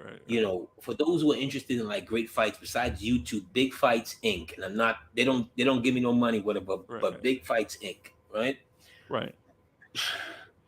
Ron Lau, I believe he had already fought Muhammad Ali. So this is like his, I think he had already fought Muhammad Ali at the time. You talking about Ron Tex Lau, the dude out of prison? Ali stopped Ron Lau. Stopped Ron Lau. Before he went to prison? Oh, no. After. Because remember, when he comes out of prison, Muhammad Ali used to do like these... exhibition type on exhibition, ABC, Yeah. Who are you? I don't know you, but you know what? You need this check, which is how Ken Norton got his fight. You my brother, blah, blah, blah, blah. Come get this money. But Ken Norton, But Ron Lau did well against him. Right, but Ron Lau did well against him like in an amateur thing. Yeah. When he first came out of prison. Okay. He fights his way up to being a contender. Ali Right. stopped Ron Lyle, I think, in like round 11 or something like that. Right. But Ron Lyle could always hit Yeah. and hit with force. His footwork was terrible. You could Yeah, for because he's those that don't know, he was a Deontay Wilder type fighter. Right. Just looking to get punches off. better, more skilled than Deontay Wilder. More skilled than Deontay. Okay. Wilder. Okay. I would. Okay. I'll give you that. Yeah, he was a puncher, but he had his defense was awful. AD. Oh my God, awful. But George Foreman's defense is awful. George Foreman's defense is his hands are kind of like somewhere like here. He kind of moves you to get you in position to where he wants to hit you. Right. But let me get so just real quick because I know you're going to a point. So for those that don't know boxing, basically what AD is saying is George Foreman's defense is a Sonny Liston type defense. Like they come from a lineage. Like the big guy with the long arms can throw you off balance with subtle footwork by tapping your shoulder. Yeah, and just throwing you off balance just so that he can load up and hit you with his power shot. Right. So instead of his hands being here and being hit underneath like that, he is going to be here and he's going to be subtly moving. It's like you trying to punch a tree, basically. Right. What is it is like when you like basically here, like for instance, like I'm taught to be here, like you throwing punches. No, you know what I'm saying? So he is like this right here, like you have to punch through the gloves, hope that you make it. Ultimately, he is coming, ducking underneath to shoot you with like to the ribs, or in Foreman's case, he's gonna turn you this way where he can hit you in the side of your face. That's what Foreman is. We can drive an uppercut through your nose bone. Because if you look at the Ken Norton fight, Ken Norton, and God rest the dead, rest in power. Ken Norton is a tremendous athlete. Tremendous. Okay. Very small for a heavyweight, by the way. Ken Norton made Ali train after that first fight to get back into his pre-1970 body. Yeah. But even better, like he made Ali go get athletic to go try and fight him. Ali, that's one thing about Ali, bro. That's one reason why I say Mike is the greatest heavyweight champ ever. Stop it. Because Ali, bro, when you see Ali walk into the ring for some of these fights, you like, did you even go to training camp? But you're talking about 19. See, you're talking about. This is the same argument I had with a friend of mine in latter years of Ali's career. You can't tell me that when I used to see Floyd Patterson. No. Floyd Patterson I'm not saying that. I'm not saying that. Hold on. And I'm going to make this correlation to Ali and Riddick Bowe. Right? And for just this particular part of it, Ali's not just a heavyweight champion. He is the world heavyweight champion. Okay. Crown or no crown. Right. So George Foreman or whoever could be the heavyweight champion or whatever, Ali steps into town, the heavyweight champion has arrived. Right. Okay.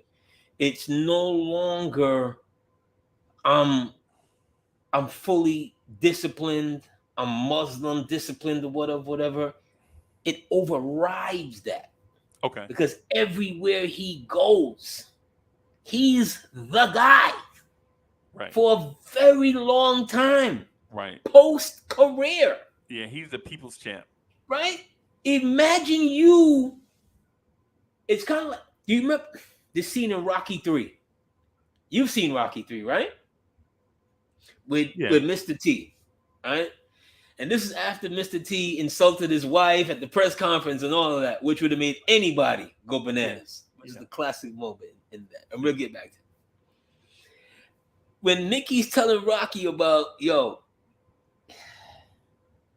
let's just walk away. We're good.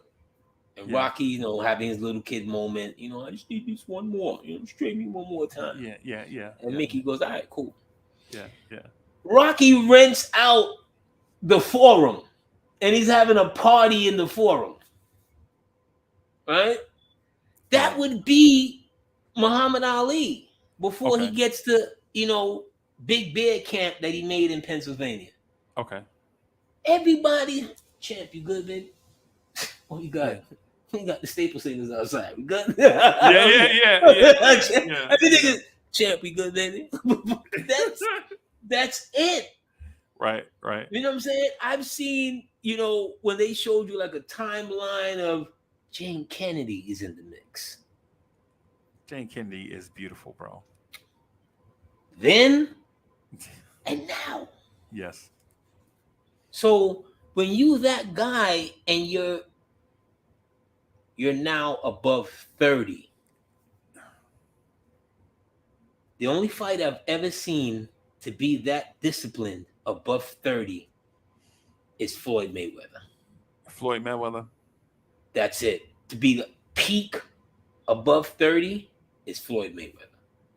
You're not, and Floyd Mayweather was not the people's champ. No disrespect.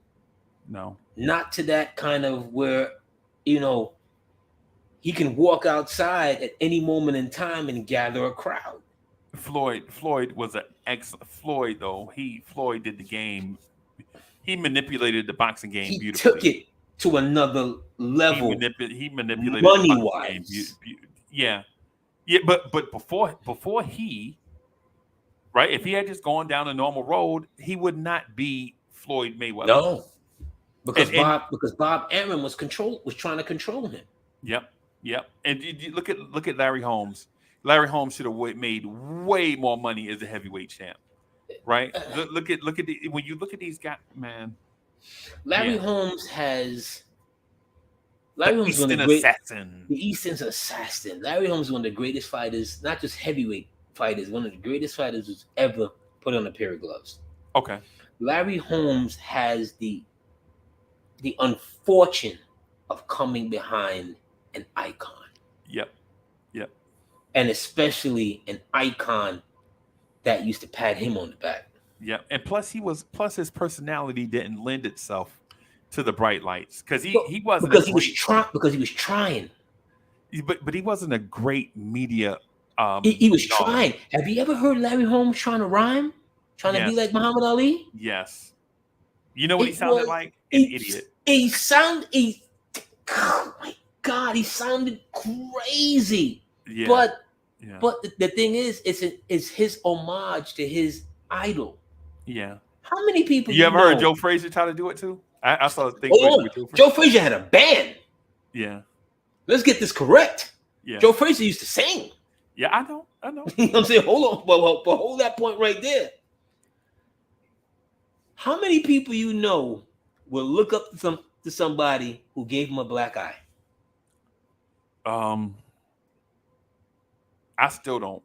Larry Holmes refused to have his eye treated after Ali had gave him a black eye. Yep. Right? So he can go home and tell people Ali did that. Hey. How many people would do such kind of madness? Yeah. So it's not that. See, Ali's greatness, it shouldn't supersede his ring excellence, right? As far as him as the man, but his ring excellence, you have to stop it at some point, right? You can't look at post 1974 Muhammad Ali and say that's Muhammad Ali because it's just not. Okay, all right, I got you. Okay. I got you. No, I'm with you. Yeah, I'm with you on. I understand that. And excuse me, Knickerbocker fans, as we go on this tangent, because some way we always find our way back to boxing. But yeah, it's. But yeah, man, listen, we got to do this, man, because we got to set the timeline. Like this is old school Knicks. We got to put you got to be in this mindset of understanding. Everybody, baby, I was watching Across 110th Street last night. Wow. Stop playing. Wow. Stop playing. The late, great Paul Winfield. Yeah. In very underrated actor. Very underrated actor, bro. I can't even say what. Right. I forgot because every couple of years I'll dig it up. Right. I dug it up last night. Okay. Right. Right. And Paul Winfield, excuse me, Mr. Winfield in that role. It's one of those movies, especially his role in the movie, that's so underrated. Right. You know what I'm saying? Because you don't realize that he's really giving up some real acting tips here. When him and his lady is there, and she's telling him, baby, you can give the money back. You're not gonna make it out the week. Right. Hold on, Freezie. Is that Paul Winfield? I think it is. Hold on, Freezie. Yeah, man. So I appreciate AD, man, setting the timeline, man. It's you know what I'm saying? It's we do that kind of to like get on this fantastic voyage of you know what I'm saying, talking about the Knicks and understanding what was going on in the world, so you can kind of have some type of understanding of what things the Knicks did and why those things were did. It's like establishing things in context. So, you can kind of understand what was going on in the world and why the Knicks made some of the decisions that they made. Ultimately, I am upset by the Carmelo Anthony thing not being there last night. AD, I ain't gonna lie. Oh boy. yeah. I ain't gonna lie. Carmelo Anthony not being there, Michael Ray Richardson not being there. I ain't gonna lie. Some of these old school Knicks, man, should have been in the building. Were know what I mean? Were they invited? I don't know. I don't know. That's part of the thing. If they weren't invited, okay? Right. Or better yet, what's the relationship like? Speak to that for a second. What's the relationship with Carmelo Anthony and Dolan? Right. That's one of the things I wanted to speak to is what's the relationship like between Dolan and Melo, between Dolan and the new regime that is coming? Well, it's not necessarily new, but the current regime. What's the relationship like? You know what I'm saying? Carmelo Anthony spent the better parts of 6.5 seasons here? 7? Yeah. That's a long time for the Knicks. The Knicks generally don't keep players that long. You know what I'm saying? Generally, cats come here, it's like 3 to 4 years or whatever. Anything above 6 years or so, you're talking about an all-time Knicks great. You know what I'm saying? Because I don't even think Spreewell was here for 6 years. I think Spree might have been here for 4 years, maybe 4 seasons.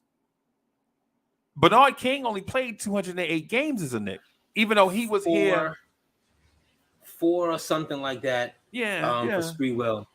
But I don't know their relationship. We've heard, this last year, 2-3 years is that Carmelo, sighting, coming home and so forth. Yeah. It hasn't happened. See what I'm saying? It hasn't happened. Do we know if Carmelo was invited? I would hope to think they reached out to him, because remember, Carmelo was a prize get by Dolan. Right. See what I'm saying? So, commitments, everybody has a brand, everybody has personal commitments, blah, blah, blah, blah. But I'm sure that the Garden and this thing about this willy-nilly, all of these things have to be reached out at least a year in advance. Maybe we need to ask Melo, are you a Knick or a Nugget? Because we don't see you at Knick stuff. Does that mean you value your time as a Nuggets player more? I don't know. I don't know, because you don't. AD, have you seen Melo in the Garden as a former Knick? Not since, I think, and that might have been in Brooklyn, where that night when the ball went to him, and he faked like he was going to take the shot, and everybody was like, yeah, take it. Yeah. I think, was that in Brooklyn or was that in the Garden? I think that was in the Garden, but that was in the Garden. You're right. So that's the last time I've seen him. So, but this again speaks to James Dolan and making real on the promise that once a Knick, always a Knick, especially that type of a Knick. that was truly his first stamp on the team. Right. To where he usurped, his executive staff to bring Melo in as his guy, and we've beaten the Melo thing to death, so we should not do that. No. I'm not talking about the Melo trade. Right. I'm talking about alumni. Is Carmelo Anthony a Knick alumnus, or is he a Denver Nugget alumnus? And we should establish that. Now, he has the right to be either or both, right? But I'm saying, but what it looks like to me in an odd way is that he doesn't choose to come here for one reason or another. Because it can't be because Phil Jackson ran him off, because Phil Jackson is a Laker. He's established that. But Freezie. But here's the thing, though. Again, it's back to Dolan. Because here's another name. When's the last time you seen Tyson Chandler here? When's the last time you seen Tyson Chandler? Tyson Chandler was the 2010s Charles Oakley.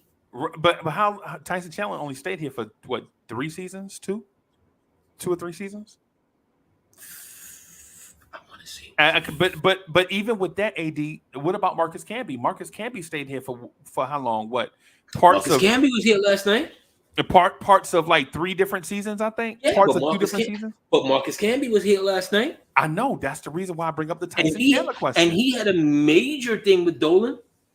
Right? Sprewell had a major thing with Dolan. And Sprewell had a major thing with Dolan, but it's kind of like those who can, and I don't want to disrespect any man, and his financial situation. Whatever. Yeah, whatever it is. Yeah. But when you in the family, you get taken care of when you're in the family. Right. See what I'm saying? Like, I don't know what he's offering or not offering or trying to have guys to come back and to be who they were, or not who they were, but to kind of continue on the legacy. As you said, It's about the legacy. Right. But if you're not putting that energy out, okay, as the head of the organization, where do they get their cue from? Right. How do we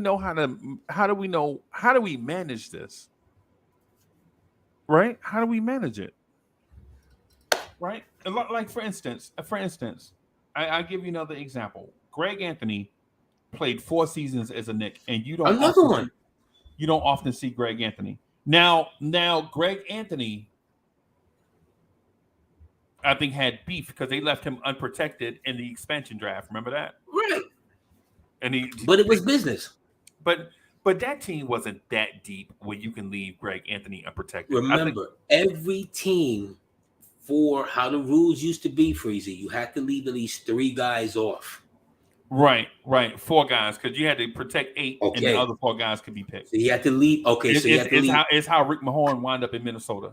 I was just about to mention. Remember, Rick Mahorn finds out he's in Minnesota during the parade. Yep. Detroit was having their parade, and Minnesota, and he's bad boy. Yeah. And somebody was like, Rick, come here for a second. This is caught on footage. I remember. Yeah. And he is out. Yeah. So this is about it. It's business. It's like that movie North Dallas 40, right? When he says, every time I start talking business, you start saying team. Yeah. And every time you start saying team, I start talking business. Right. Which one is it? Right. Hey, did you know Greg Anthony's middle name is Carlton? Well, Greg Anthony was head of the Young Republicans. And he was head of the Young Republicans. And, oh my goodness! I can't remember what part of the city, but yeah. And that's no disrespect to your political affiliations, but it kind of fits with the Carlton theme. But Greg Anthony has his one of his greatest moments when he has on his pretty plaid shirt up in Phoenix that night, when Kevin Johnson, for like the 3rd time, elbowed Doc Rivers, and Doc goes ham, and Doc goes after Kevin Johnson, and all of a sudden you just see the camera panning this way, and his pretty shirt Greg running off the bench to give Kevin a couple, because that's what that team was back then. And you can see Pat Riley. I think Pat Riley tore his pants. You can see Pat Riley ushering Greg off the game, because that team was tough, bro. That team was. That's what hurts me about that era and that team, and books like Blood in the Garden and stuff like that, where the love that you thought was there, and I want to give grace periods, because 25 years ago was a long time. Yeah. See what I'm saying? These men at that time were in their mid-20s. Mid-20s, yeah. Doing a lot of the same things. Right. Here's a name that or a title. Remember the Gold Club? Okay. Remember them being accused, being led by Ewing to the Gold Club, which was a gentleman's quarters. Yeah. So you see what I'm saying? So at some point in time, they had to have liked each other. But to hear books and things like that come out, and the Derek Harpers that we talked about before, and to see where Charles Oakley's attitude is at, like Charles Oakley was supposed to be there last night. Yeah, Charles Oakley should have been there last night, but he wasn't invited. We know that because the big man is being small.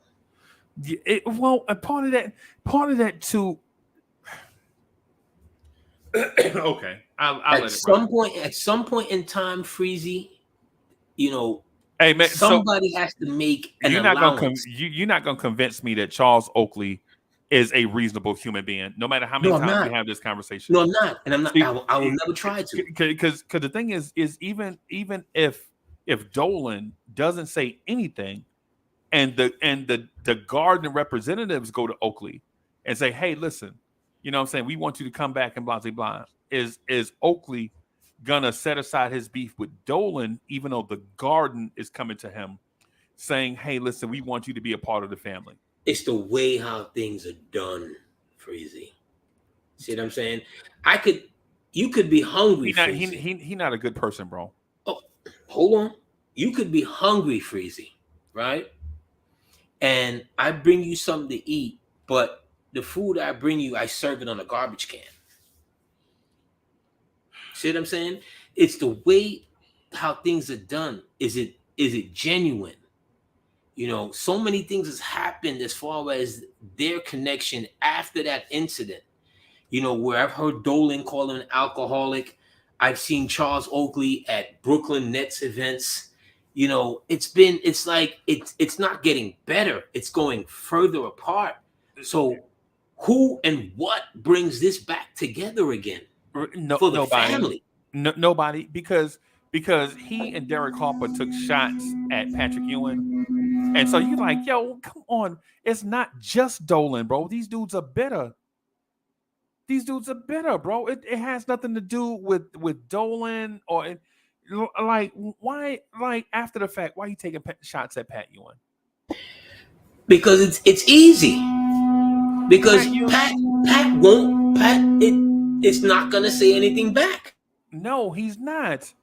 And because he don't have to. Pat is a top 75 player of all time. He did it in the grinder that we call Madison Square Garden, and he thrived at it.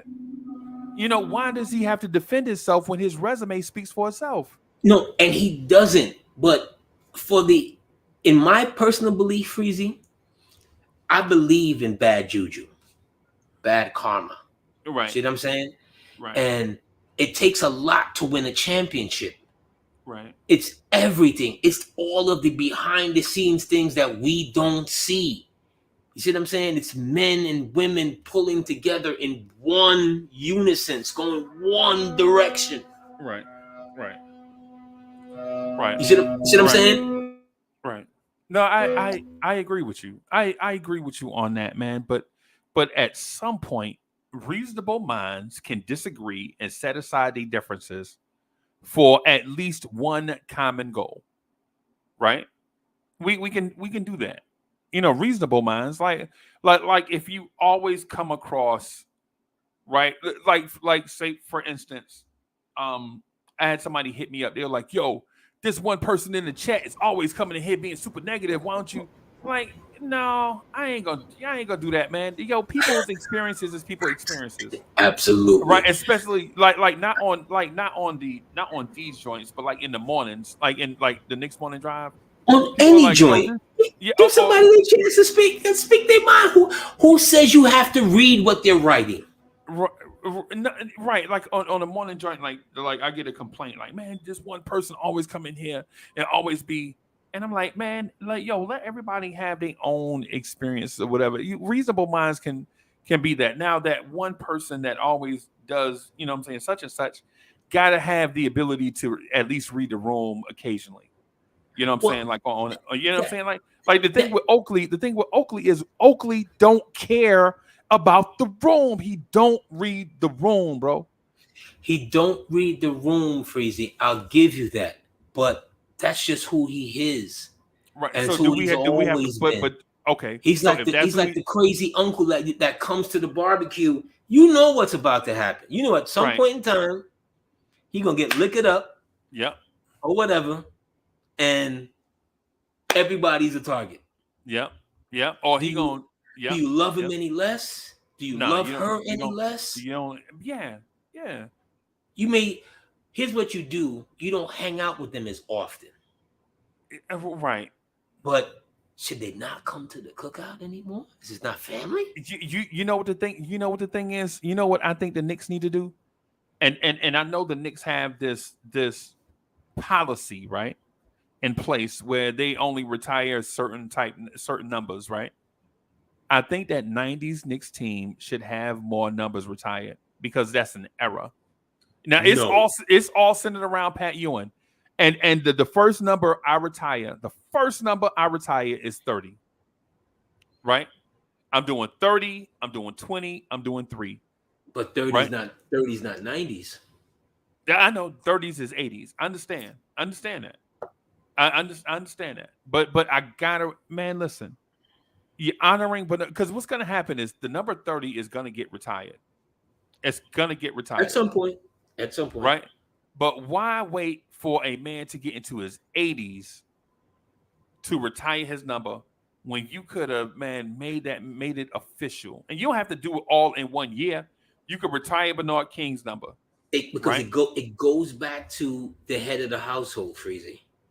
You see, I for understand that. me, the 73 celebration wouldn't be one night or wouldn't be a weekend. It should have been Anytime all year. Anytime it's a little drib and drab until you get to the crescendo. Yep.